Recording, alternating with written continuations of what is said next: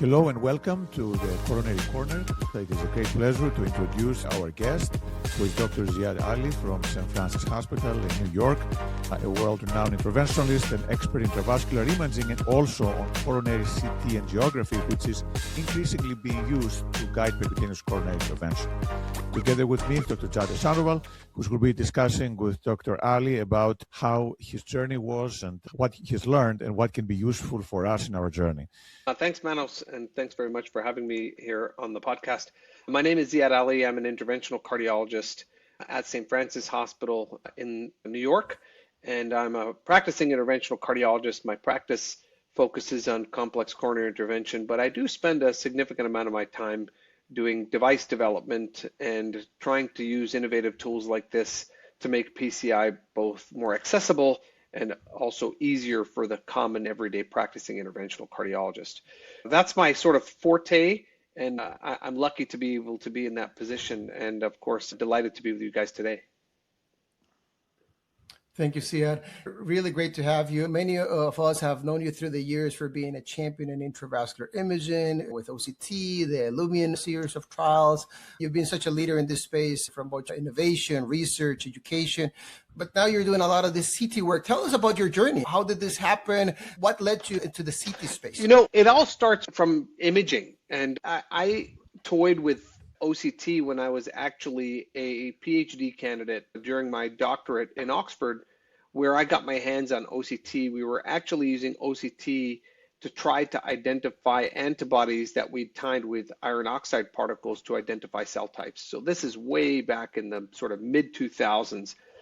And what I remember with these very early experiences with OCT was that you could see the inside of the artery. And so considering that everything is really happening inside the wall of the artery and not the lumen, I always found looking at the angiogram a relatively inelegant way of understanding plaque biology and atherosclerosis, which I'd spent the last 5 years prior studying.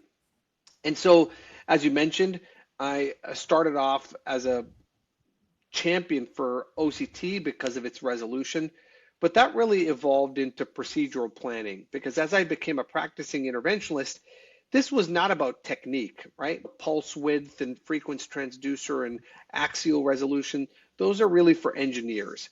What a practicing interventional cardiologist wants to know is, how do I prepare the lesion? How long is my stent going to be? And how big should it be? And how big can it be? And really, that's it for the strategy part.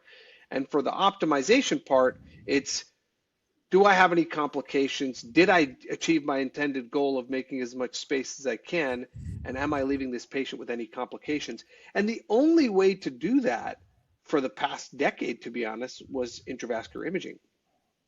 So my sort of switch, so to speak, in CT really happened in the era of TAVR. So I did a structural fellowship and then spent my first sort of 5 or 7 years focusing more on coronary disease. But when I went back to structural, we had 3-band seal.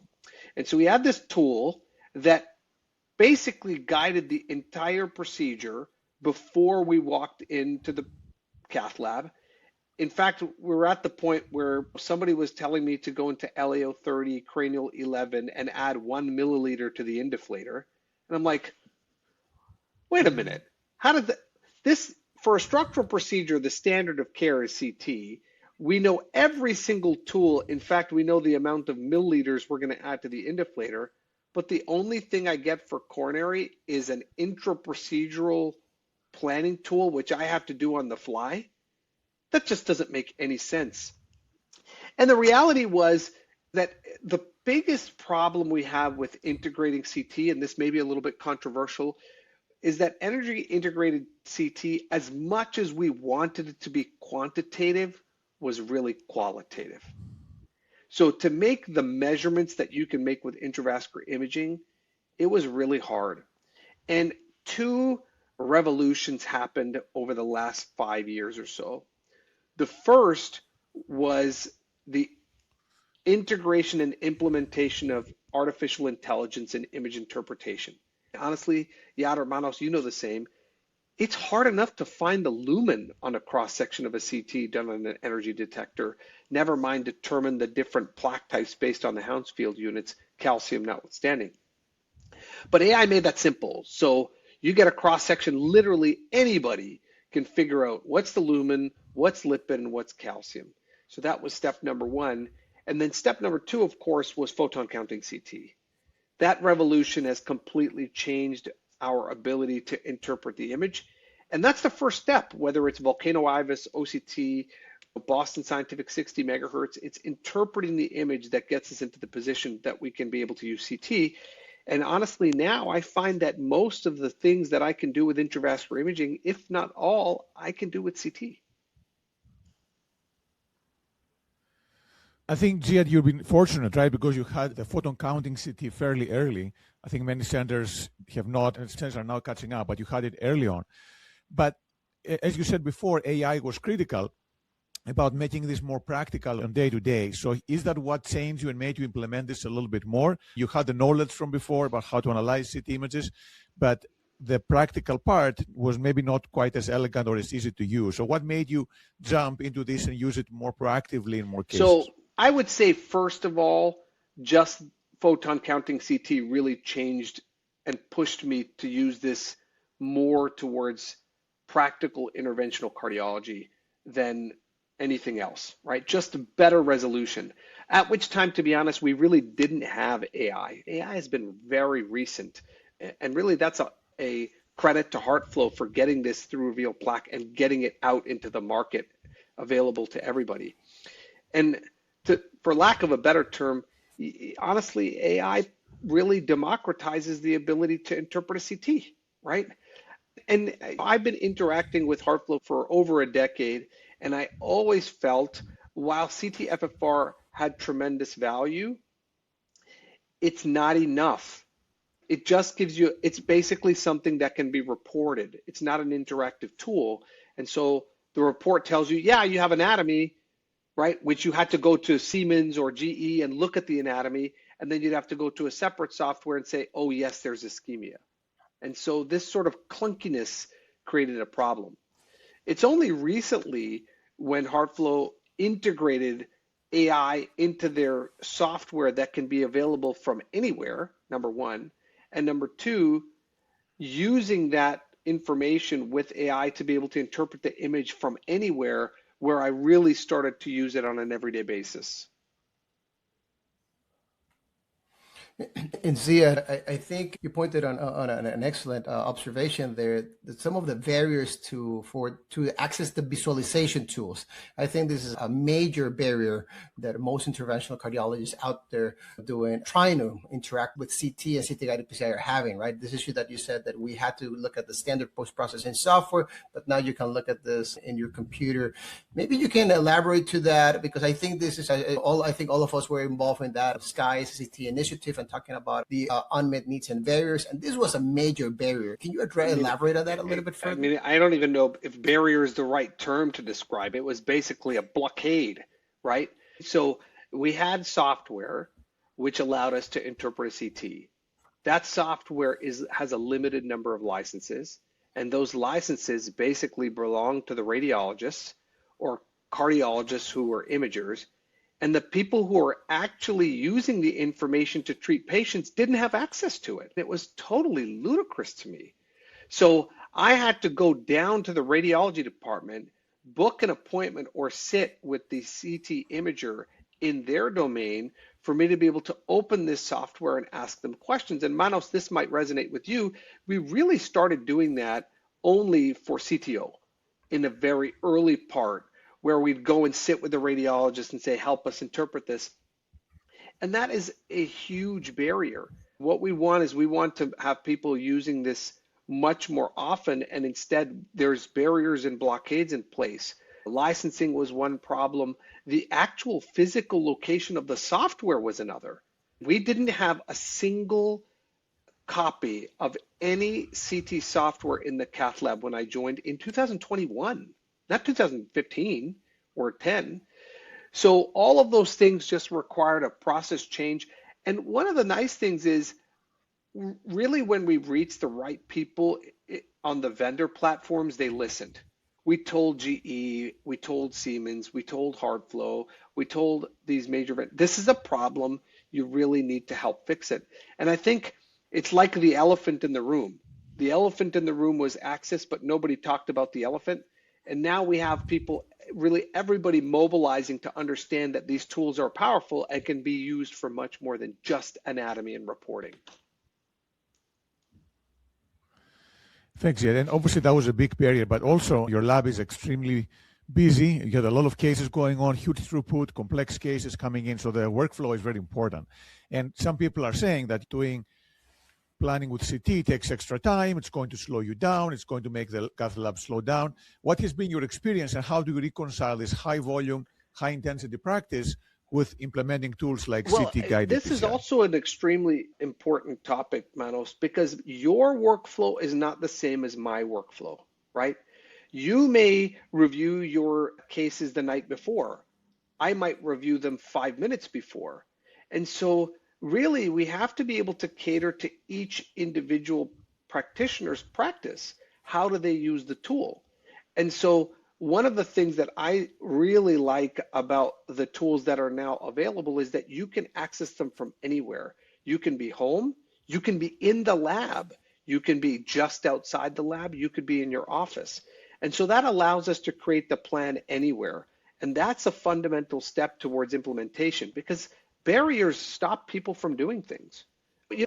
Why don't let's do a case. And I think I can show you how easy this is now for me about how I can actually do a real case and make all of the decisions within just a couple of minutes. I love that. Let's do that. Show us how you do it. Okay, great. So what I'm going to do here is just show a demo case that we've got for the Navigator tool, which is a really unique tool that has, I think, all of the things that you get with intravascular imaging really placed into a CT. So this is the PCI Navigator platform. And what you'll notice is, first thing is you have this coronary model.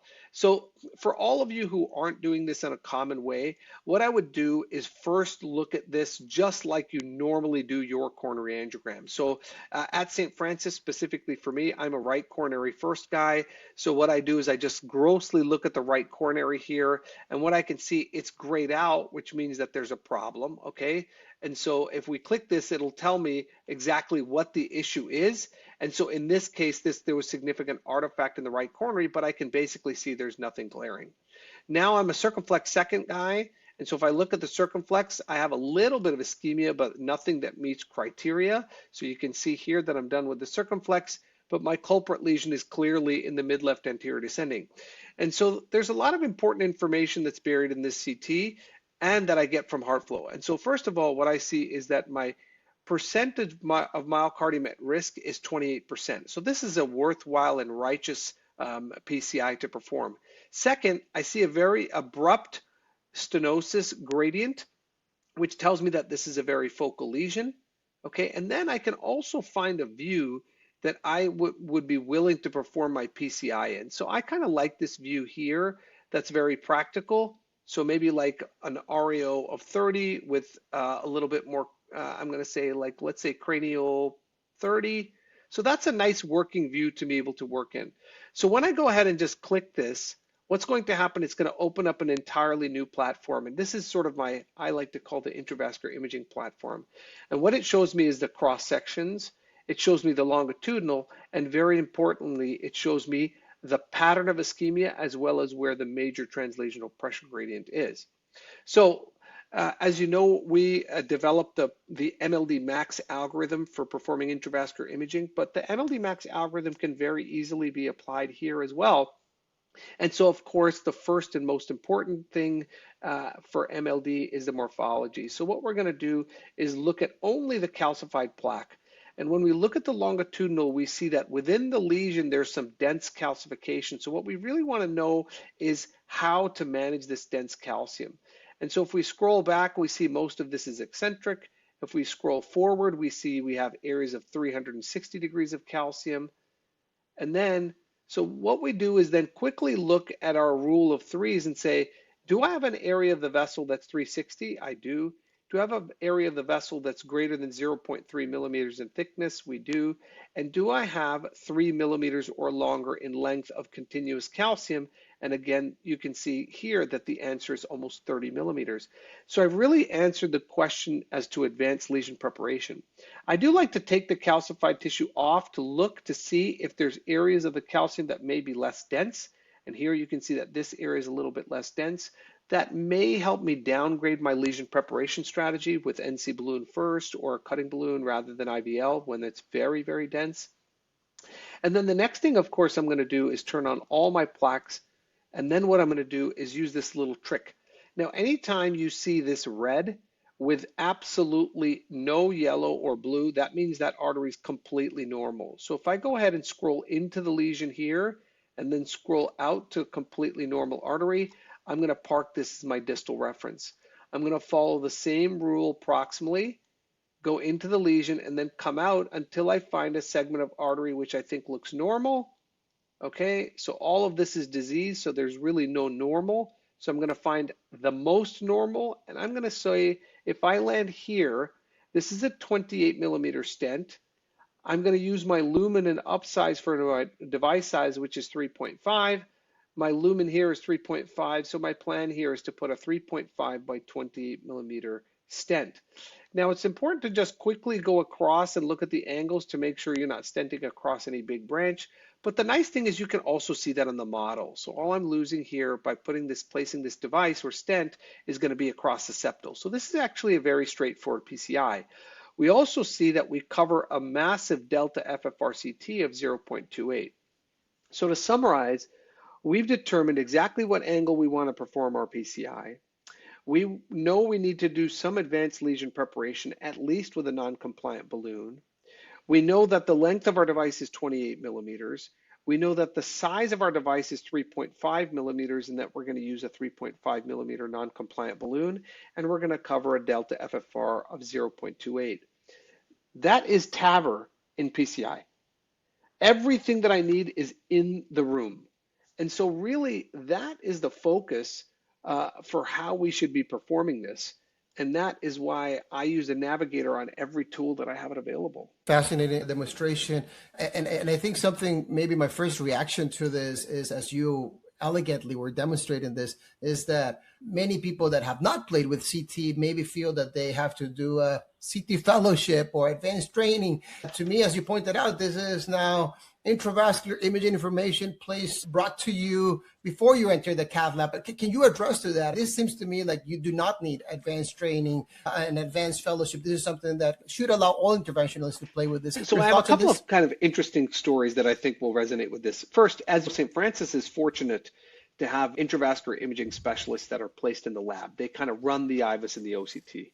And so I brought them this concept and said, look, guys, we're going to be doing a NAVIGATE PCI registry, for which I'm the global PI. So we want to perform well. And I said, look, guys, I'm going to teach you how to use this.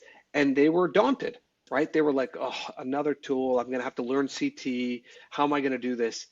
And literally, it took them one case. One case. They opened it. They're like, oh, this is just like any OCT or IVUS platform. And they learned the maneuvering within one case. So I think the point is, first of all, for those who are already doing intravascular imaging, this is literally, it's not like riding a bike, it's just like getting on your bike and riding it. And for those who don't, one of my critiques for some other current CT technology is, I don't think CT technology for the interventionalist should look like a South Korean karaoke bar with flashing lights, and nor do I think that it should look like the cockpit of a 787. We just need really practical, simple information. What's the lesion? Does it need advanced lesion preparation? How long and what size stent? That's really it. And information overload for the interventionalist, we're simple people, is really a bad thing. So whoever is working on software like that, I would give them the message to keep it simple. So Ziad, again, phenomenal demonstration. And as you said, you're the PI for the NAVIGATE PCI registry. Many people may not be familiar with this. So to give a little overview, what is the registry? What are the goals? What are the numbers? And if anyone wants to participate, who should they reach out to? I'm glad you brought that up, so I get to make a little short pitch. So essentially, the idea behind NAVIGATE PCI registry is to see whether this type of tool actually helps interventional cardiology practice. And so there's 3 groups in the NAVIGATE PCI registry. The first is, you have had CT in your lab for years. How did you actually use it? And so the idea behind group 1 is there's going to be people who use it for PCI planning. There's going to be people who simply generate a report, and there's absolutely no correlation between what was on the CT and what was done in the lab. So that's group 1. It's a historical review of how your institution used CT for procedural planning. Group 2 is an interesting group where 200 patients actually are treated with the CT in the procedure, just like intravascular imaging. So just like you would normally pull an OCT or IVUS catheter, you actually open up the PCI Navigator tool in the cath lab and make the decisions on the fly to see that whether this could be really a replacement towards intravascular imaging in some ways for your PCI decision making. Not post, okay, for strategizing, not optimizing. And then the third group, which is the largest group, the opportunity to perform your PCI planning before you get there, okay? So in your office, right before the cath lab, the night before, so you come into the lab with your PCI plan, exactly what stent, what device, what lesion preparation. This is such a great initiative. I think there are some concepts that, as you pointed out, will be relatively familiar for the interventionalists, like the MLD that you pointed out, morphology, length, and diameter. But there were some new concepts. You talked about this myocardium at rest. That's something totally new. How are you using this, and what should we anticipate as this gets implemented into practice? Yeah, so I think there's a few things that make complex interventional decision-making very simple by CT. The first is it focal or diffuse disease, because it's on a visual analog scale. You can look at the navigator and basically see, is it focal or not based on the model, but also because you have the pullback pressure gradient right in front of you. You can see whether it's focal or diffuse. So that's number one. That I think is a very important point, because we know that the more focal the lesion, the better the patient's symptomatic improvement. So I think that's the first thing that helps make this tool unique. The second thing, which starts to get into the more complex PCI, is the percent of myocardium at risk. And that is, actually, let's step back. For the simple procedure, I think we have to think long and hard if we're doing a PCI for a percent myocardium at risk of 2 or 5%. If you look at ischemia for a moderate positive stress test, you need at least 8% of myocardium at risk. So you can put into perspective the amount of ischemia from a CT, which we really haven't been able to do. But the second is more complex PCI, like bifurcation PCI. So if you have a bifurcation, you can see that your side branch is 22% of the myocardium. That may help you decide a totally different strategy than if your percent myocardium at risk and the side branch is 5%. And so having the percent myocardium at risk, I think, is particularly for branch disease and for helping decide when you might do a 2-stent or 1-stent DCB versus simple provisional strategy. Wonderful. So this is just started, right? The register just started, so there's a lot of opportunity for people to participate. But what is coming next? So after this, what do you think are the next steps and future directions in the field? Should this become the standard of care? Will everyone be looking at this before a PCI in 5-10 years? What do you think? I would certainly hope so, because if we take a lesson, going back to where this all started for me, and that is, if you take a lesson from the structural teams, you would basically go to jail if you did a TAVR without a CT. Nobody will do an angio-guided TAVR. Maybe on extremely rare situations, people will use TE guidance. But the fact that we've been doing this for years just by using our eyes and making decisions on the fly is really historical. If PCI was made now, after TAVR, every patient would get a CT. We'd get a CT for their access, and we'd get a CT for their coronaries. And when you implement AI onto energy detector CT and you have photon counting CT, there really is no reason that this shouldn't become the standard of care and the modality of choice to guide PCI, as well as to determine whether or not there's ischemia. But maybe I push back a little bit. Optimal came out now and TIPIVU. So there's some studies now saying the vascular imaging doesn't help. So we've been comparing CT, that's the work of intravascular imaging, as you said, that's with the diameter, everything. But now there's some studies are saying that, hey, intravascular imaging doesn't really improve outcomes, at least in the Western population studied. So how do you reconcile that? I think the following way. First of all, we're not specifically saying that we're doing CT guidance to improve patients' procedural outcomes. We could be using CT to improve procedural workflow. One of the things that really bothered me about both of these recent studies in the ACC is an additional 20 minutes per case. That's a lot of time. Our cath lab does 4,000 PCIs per year. If you take 20%, 20 minutes off each patient that we do, and we do 10 to 12 in a lab per day, that's 2 more cases, right? So if I can have all of that information pre-planned and do my PCIs in 45 minutes instead of 88 minutes, that's a huge benefit to the institution as well as to the cath lab efficiency. The second thing, of course, is nobody likes surprises in the cath lab, right? When you have your CT, when you have both anatomy and physiology, you know what cases can go to the ASC, what cases should be done at 8 a.m., what cases should not be done at 8 p.m. So other than just clinical evidence towards imaging to apply this, there's very practical reasons from a hospital administration level and from a physician's workflow that's very important. Having said that, I will also say that the totality of evidence for intravascular imaging is still very strong. And we submitted a meta-regression to JACC about why intravascular imaging in these last 2 studies may have a diminishing impact. And the reality is we learn from patterns. That's how you take tests. That's how you learn in real life. The reason you know to turn left onto the highway is because we learn from pattern recognition. And when you do enough PCI with intravascular imaging, you can learn those patterns. And so I'm not surprised at those findings. And Manos, it's amazing because one of the things that I found is if you go back and look at your average stent size in 2016 versus 2026, I'll bet a fair wager on Kashi that it's at least 0.5 millimeter bigger than it was. And so those are also patterns that we learn.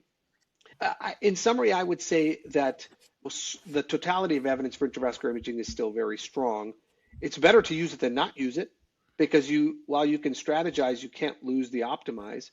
But also a lot of this is going to be replaced by CT. We have to move with the times.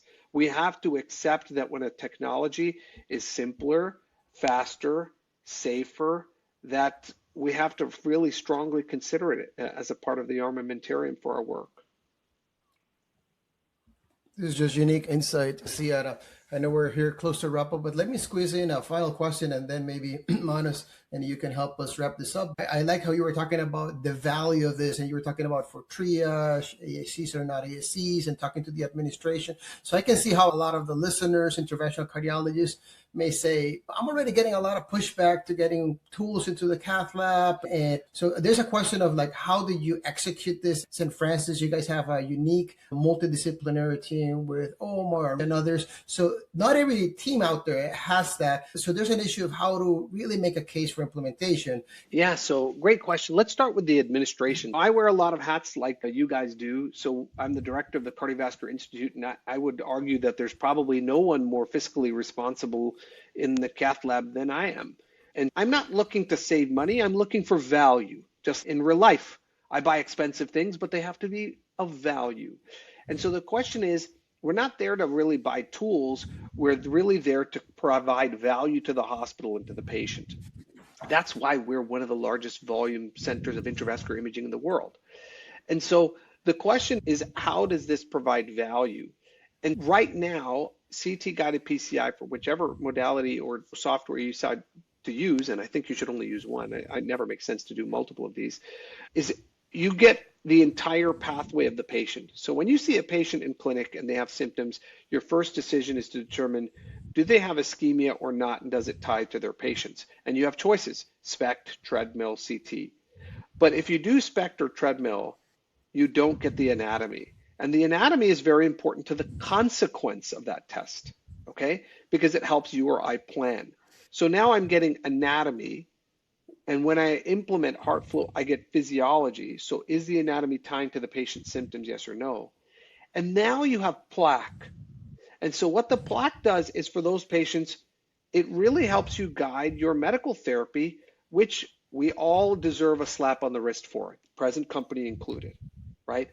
We often are tasked with fixing the blockage, but how many times are you really increasing their statin or adding a PCSK9 inhibitor before they're discharged from the hospital? I'm guilty of that. I ask my PA to do it. Oh no, their referring doctor will do it. But if you have those tools in front of you where you can look at plaque volume, plaque burden, and see how at risk this patient is, I think it really prompts you to make medical therapy decisions early in the workflow of CT guidance. And then, of course, there's the intervention itself, and that's what we're paid to do ultimately. And if we can make that more streamlined, fast, efficient, and safer, then you have all the tools in one place. That's what we've been asking for, right? We just want the tools to be able to, we don't want to go to 7 different softwares. We just want one place where we can answer all the things that are relevant for that specific patient. Thank you. Thanks, Ziad. And as you said, there are many benefits. I loved your presentation about the simplicity of the tool that ties very nicely with the MLD Max that we do right now. That means also that the learning curve is going to be very short. So to summarize, now there are tools like the Navigator that are very easy to use. They are very accessible because, as you mentioned, you can look at it from your home, from work, at any time. You don't have to go to radiologist suite and talk to radiologists. So they are easy to use. They're widely available. They provide you lots of information that can help not only the performance of PCI in terms of sizing, preparation, etc., but also in terms of time. You can be faster because when you go in the lab, you know what you're going to deal with. And last but not least, you also get the global picture of plaque, so you can tailor your medical therapy so you don't have the patient come back with multiple events down the line. So clearly, this is a game-changing technology that we're going to be seeing more and more down the line. And thanks again for explaining all this to us, for all our listeners, and for being part of the Coronary Podcast. Thank you, Ziad. This was phenomenal.